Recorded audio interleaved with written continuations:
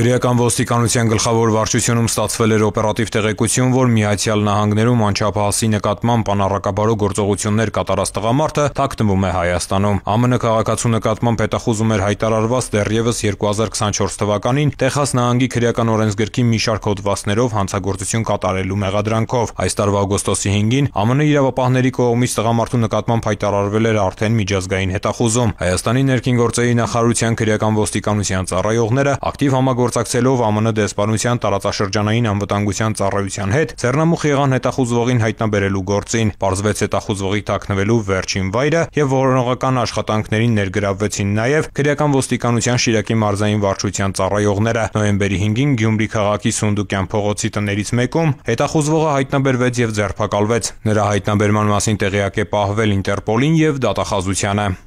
Ծանուցում ենթադրյալ հանցանքի մեջ կասկածվողը կամ մեղադրվողը համարվում է անմեղ, քանի դեռ նրա մեղավորությունը ապացուցված չէ Հայաստանի Հանրապետության քրեական դատավարության օրենսգրքով սահմանված կարգով՝ դատարանի օրինական ուժի մեջ մտած դատավճռով։